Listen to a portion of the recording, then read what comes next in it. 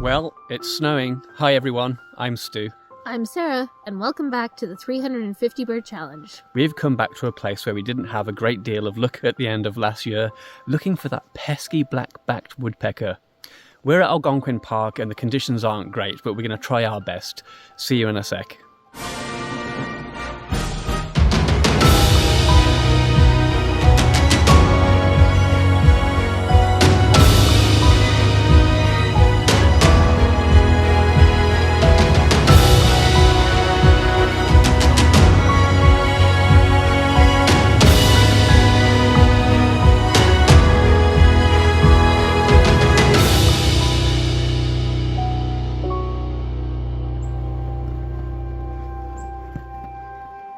Okay, welcome back everyone. Sarah, what trail are we on at the moment?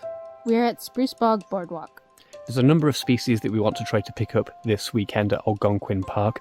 Although the conditions aren't in our favour, we will talk about some of those species shortly. But first of all, we're going to try and track down that stupid black-backed woodpecker that we've struggled with so much. It has been sighted at this kind of first stretch of the Spruce Bog Boardwalk over the last 2 or 3 days. One thing's for sure. Algonquin Park looks beautiful in the snow. One thing that's slightly less sure, where's that woodpecker? It had been reported in the trees along the first few hundred feet of the trail. Things were starting off fairly quietly though. Okay guys, no sign of that black-backed woodpecker so far, but we don't want to get too hung up on it. What other species are we hoping for this weekend, Sarah? So on the low-hanging fruit list would be things like Canada jay, red-breasted nuthatch. Maybe a little bit more difficult would be white-winged crossbill and evening grosbeak. Turkey, red poll. Yeah. Those are some of the key species that we're looking for. If we can come away from this weekend with 6, 7, including the low-hanging fruit, we're not expecting to get everything, but if we can come away with 6 or 7, I think that'll be fairly decent, especially in these conditions where it seems to be a little bit quiet. Came here last year around this time and we were really spoiled. There were birds everywhere. Doesn't seem to be happening so far, but we are here tomorrow as well, so let's just see how it goes, try and get as much as we can. We stood around and listened for a while. If you listen carefully, you might hear white-winged crossbills in the next shot. Crossbill. Crossbills.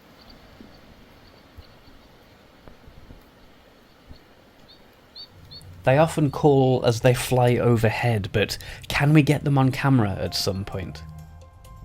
A few birds did start turning up, mostly the food beggars, beginning with this red-breasted nuthatch. A cute, diminutive bird, more at home in coniferous forests, so fairly common around Algonquin. They have quite long claws on their feet, especially on their back toe. That allows them to easily cling to and walk up and down the side of trees. They're fairly bold birds, and they'll hand feed where they're used to humans. Next up, 3 different jays. This blue jay was a little bit less brave than the red-breasted nuthatch, but he'll pick up any scraps that we leave behind. The next jay to arrive was this Canada jay, thanks to the bird feeding commotion we caused. And from one jay to another, we were shortly joined by our friends Jay, Sun, and Spring. Guys, look what the cat dragged in. The snow was still really coming down over the bog.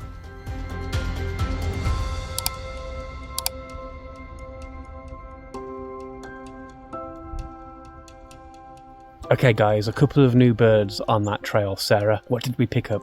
So we picked up the red-breasted nuthatch and the Canada jay. No woodpecker though.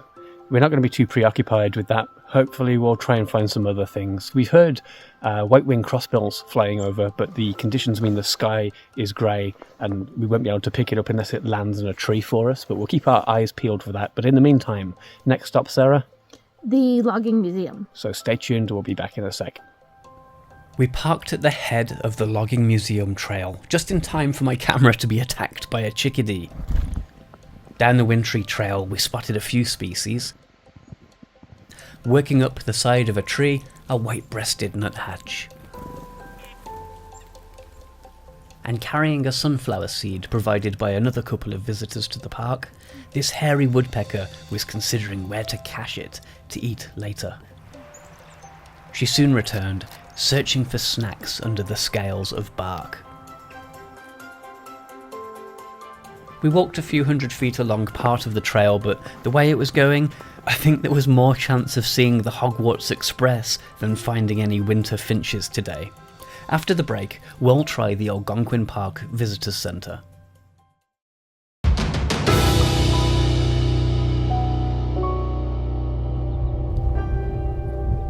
At the rear of the Visitors Centre, we looked down at the bird feeders. There were a few species kicking around, but it was a little bit quiet compared to previous years. An absolute ton of goldfinch on the tabletop feeder, regularly flushing into the trees. Quite pleasant views of them perched with the snow falling around them.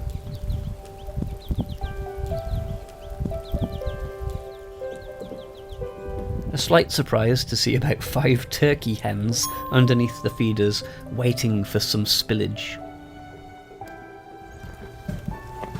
A pine martin had been paying regular visits to the suet feeder over the winter, and we were lucky enough to see it make an appearance. Still no joy with the woodpecker or any winter finches. We're not ready to stop yet though. A last-ditch attempt to find something special, so we walked up Opiongo Road, which I'm sure you'll remember from our last few winter visits to Algonquin Park. More stalking by Canada jays. There were 4 of them along the road today. Peanut thieves. And the usual fun with chickadees, but that was about it. Is it time to give up? Okay guys, as I would have explained, we've been to a couple of stops now and we really haven't had much success other than the sound of some white-winged crossbills not caught on camera. So I think we need to talk about boom and bust. It's actually a topic keen at heart at the moment with some of the naturalists here at Algonquin Park. Some of the birds that we told you we wanted to see, many of those are finches or finch-like birds, and those species can be highly eruptive based on a couple of primary variables. First of all, how is their breeding success? So what's the population of those birds right now? If there's a lot of them, obviously there's more chance of seeing them. And then the other major factor is, what is the food like? If there's a lot of food further north of us, they have no real reason to come any further south to find more. When the food isn't doing so good, then sure, you'll see them. It's been a bit disappointing, but it looks like it's a bit of a bust year for finches at Algonquin Park, and those are, as I said, are some of the main birds we wanted to see.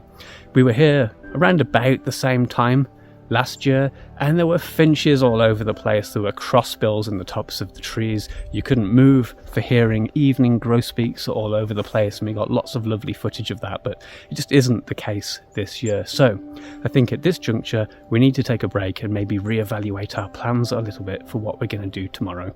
Stay tuned while we make a few decisions.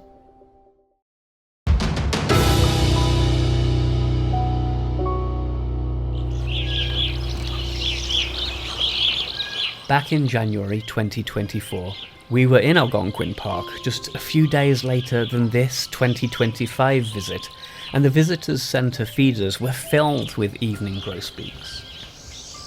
The roads too were plastered with purple finch, pine siskin, redpoll and crossbills, but apparently they're just not here this year. We were ready to give up. One more final try back at Spruce Bog.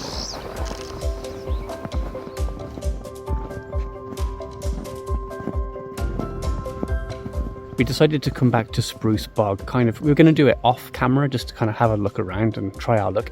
We walked in, and another photographer who we've run into a couple of times over the course of the day had just seen the black-backed woodpecker, and we missed it by 20 seconds or so. So I went for a bit of a walk around in the trees while the rest of the guys waited around and staked out the spot where it had been seen, and we were about to give up, and then I heard it calling. Sarah also thought she heard it calling and got it up on Merlin, but she wasn't sure if someone was doing playback or if it was the real bird. Then it flushed. We got it on camera. Black-backed woodpecker.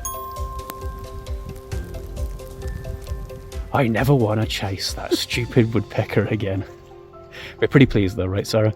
Yep, nice to finally check that one off the list. Didn't get it last year, so nice to get it nice and early. It was well into the trees, so it wasn't the best looks, but having a better camera this year did help get through that a little bit. Easily identifiable as Black-backed Woodpecker. We could even see the yellow on it too. It was pretty cool. And thanks to a raven who helped to flesh it out for us, because we were hearing it, but it helped to make it fly. Yeah, it's pretty well camouflaged against these very dark trees with its black and white mostly plumage. The black-backed is like the phoenix of woodpeckers because it thrives in recently burned forests, where charred trees become prime real estate. Wood-boring beetles move in en masse to these freshly burnt areas, and the black-backed woodpecker is not far behind, feeding on the larvae hidden beneath burnt bark, using its chisel-like beak to expose its favourite meal. I've been watching it for a while now, and my initial kind of frustration mixed with annoyance has turned to a little bit of happiness, because got some really nice shots of it once it came down a little bit lower. Really good kind of diagnostic looks at the black and white of the front and the yellow on the head. What do you think, Jason? Was that worth coming down here for? Or up here for? It was worth it for a non-common bird. We had some really good looks at it, so yeah, well worth it. Check out that midnight black back, fading through barred flank to contrasting white front. Excellent camouflage in a recently burned forest, or in this case, a spruce bog.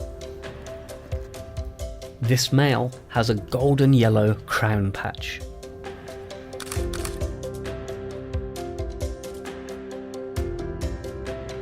It was time for Jason and Spring to drive back home and for us to return to our hotel and try to decide what to do tomorrow.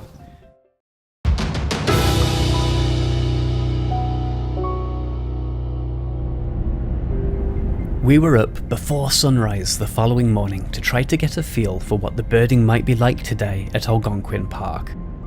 Okay, good morning everyone. We set off bright and early this morning, and we've come through part of Algonquin Park and stopped near Mew Lake Campground near the old airfield. We've kind of scoped it out, and on the way in we also checked out the side of the road to see if there was any finches feeding on the grit there. It's absolutely silent though. We need to make a decision on whether to kind of try more at Algonquin Park or move on somewhere else. We do have a plan B. Right now it's looking like we might go for that. Yeah, as I say, pretty quiet. It's a little bit kind of disappointing because there's a lot of finches out there that we're going to be missing out on unless we can pick them up elsewhere. Redpoll, pine siskin, the two crossbill species. What am I missing, Sarah? Evening grosbeak. There's also pine grosbeak, but that's less likely. Yeah, the two grosbeak species, evening grosbeak and pine grosbeak. So there's a lot being left on the table, but I think that table is not within Algonquin Park. So I think we're going to move on. Stay tuned, we've got a long drive ahead. As mentioned, we kept an eye out for finches at the side of the road and had a look towards the airfield, but we quickly decided that Algonquin wasn't going to be very birdy today. So we left the area and the park. Not long after leaving Algonquin, this gorgeous red fox was looking quite content just sitting in the snow. A couple of hours later, I started to see finches in the road eating at the grit, but not the winter finches we were hoping for, more goldfinch. A little more driving, and we found ourselves in the freezing cold on the shoulder next to a field. Okay guys, it's freezing cold, but where are we, Sarah? We're near Cobden in Renfrew County. There's a field behind us that has been harvested some time ago, and supposedly in there are some grey partridges. They've been there for a few weeks now. We were thinking this one might be a slam dunk, but I think the cold front moving in, there's a polar vortex, it's almost -20. We're pretty cold, so probably the partridges are quite cold too.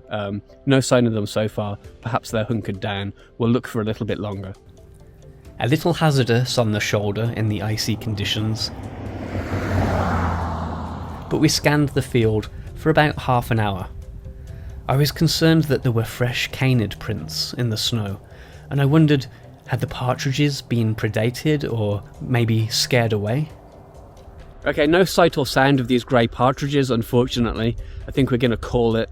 We may drive around this area a little bit just to look out for those kind of flocking snowbirds, snowbunting, Lapland longspur, horned lark. Maybe we'll get lucky with those. Stay tuned. We're going to drive around for a little bit and see how that goes. Reports of thousands of snow buntings yesterday, but no point dragging out our pain any longer. We didn't find any snow buntings or anything else at all. Okay guys, we've come to a Tim Hortons a little further south. They really should be sponsoring us, shouldn't they? Right, Tim Hortons? We're going to have to call it. The birds just aren't showing up today, but we've had a pretty good weekend. That black-backed woodpecker, probably the highlight. In as much as relief as anything to get that off our back, we don't have to look for that again this year. The finches have given us a bit of trouble though. We've got a bit more time to try and find those. We're a bit behind for January, but you'll have to stay tuned to the channel, won't you? Let's see if we can make up for lost time as we head into February. Thanks for watching this video, guys. Really appreciate your support. Please give us a like. Also, feel free to leave us a comment. We'd like to reply to you in the comments. And most of all, Sarah? If you haven't already, please subscribe, and after subscribing, select the bell for notifications of new videos. Once again, thanks for watching, guys. Talk to you soon. Bye for now. Happy birding. Bye.